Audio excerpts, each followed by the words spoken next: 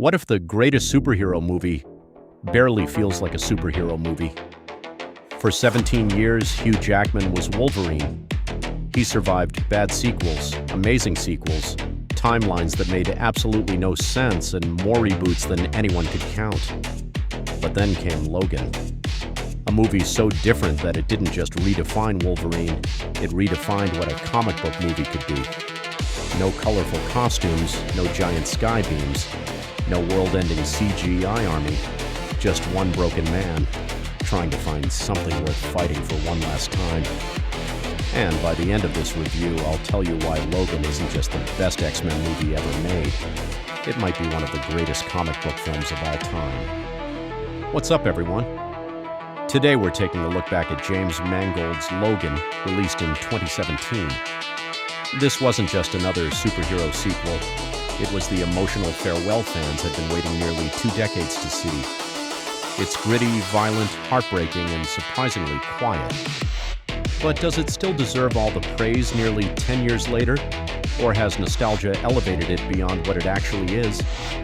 Stick around, because there's one scene near the end of this movie that still hits harder than almost anything Marvel or DC has released since, and we'll get there. The first thing that stands out about Logan is just how tired everything feels. Logan isn't the unstoppable Wolverine we've grown up watching. He's older, he's slower, his healing factor is failing. Even his claws don't come out clean anymore. That simple decision immediately changes everything. Instead of watching an indestructible superhero, we're watching a man who's losing the only thing that ever made him feel invincible. And honestly, that's far more interesting. This movie also deserves credit for doing something the X-Men franchise rarely managed: keeping the stakes personal. The world isn't ending. No giant alien invasion, no mutant apocalypse, no magical phoenix destroying planets. It's simply about protecting one little girl. That's it, and somehow those smaller stakes feel much bigger than saving the entire universe. Laura, better known as X-23, is another huge reason this movie works so well.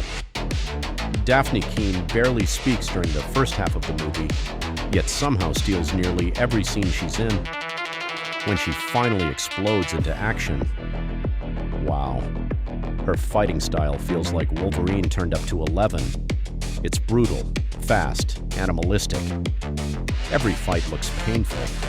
Unlike many superhero films where punches barely leave a scratch, every slash here has weight. You actually feel the consequences. Speaking of consequences, Patrick Stewart gives perhaps the best performance of his career as Professor X. This isn't the wise, confident leader we've always known. This Charles Xavier is suffering from dementia. His mind, once the greatest weapon for peace, is now one of the world's biggest threats. Watching him slowly lose himself is genuinely heartbreaking. Some of the quiet conversations between Charles and Logan contain more emotion than entire superhero franchises manage across multiple movies. But Logan isn't perfect. The pacing can occasionally slow down. The middle section takes its time developing relationships, and viewers expecting non-stop action might find themselves getting restless. The villains are also a mixed bag. Donald Pierce is entertaining enough, but Dr. Rice never becomes particularly memorable.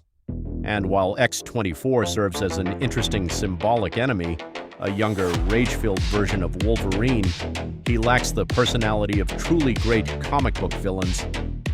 He's more of an obstacle than a character. Still, none of that really hurts the emotional core.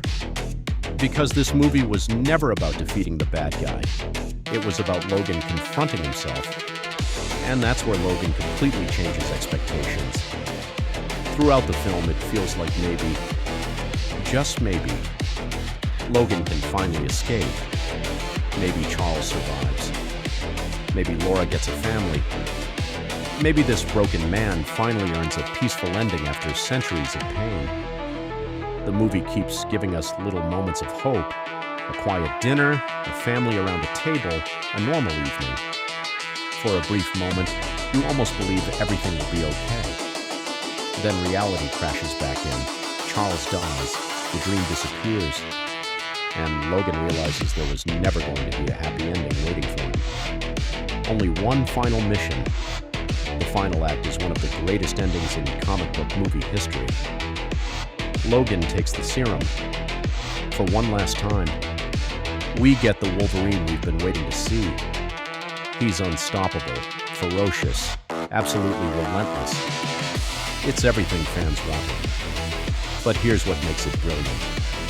The movie doesn't celebrate violence. It treats it like the last thing Logan ever wanted to become again. Every slash, every scream, every attack feels like he's sacrificing the little life he had left. Then comes the ending. Logan saves the children. Laura holds his hand, and for the first time in his incredibly long life, he experiences something he'd almost forgotten: peace. When he quietly says, "So, this is what it feels like." It's not just Logan dying, it's Hugh Jackman saying goodbye to a character he played for 17 years. Then Laura turns the cross into an X. Simple, powerful, perfect.